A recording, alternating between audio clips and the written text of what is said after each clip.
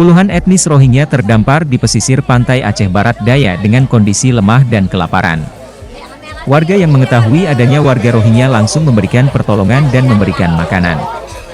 Rohingya yang terdampar berjumlah 21 orang. Terdiri dari 10 orang laki-laki, 9 orang perempuan, serta 1 orang anak-anak masih berumur 9 tahun.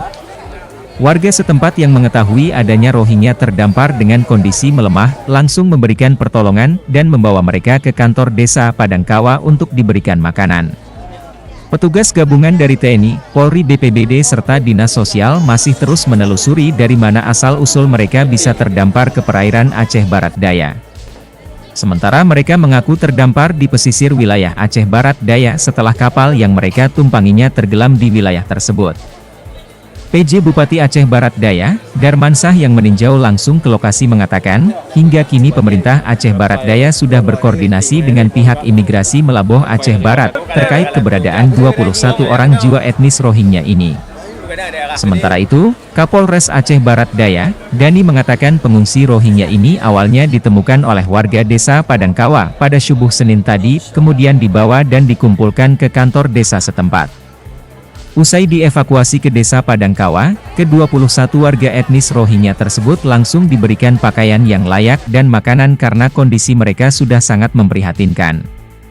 Pemerintah setempat mengaku akan menempatkan ke gedung lama Puskesmas Blangpidi untuk penampungan sementara serta cek kondisi kesehatan mereka. Ini imigrasi Melaboh akan segera ke Apia. Nah, kemudian selama di sini kita tampung mereka yang rencana ini kita insya Allah akan kita bawa ke Puskesmas Blangpidi yang lama. Nanti di sana mudah pengawasannya. Nah, kemudian ya selama berada di Apia, ya mungkin kita akan secara kemanusiaan kita akan memberikan bantuan. Ini warga juga banyak membantu kasih pakaian dan sebagainya. Kita juga dari pemerintah selama di Apia tentunya kita lakukan warga ini secara manusiawi. Kita juga memberikan suplai makanan ke mereka.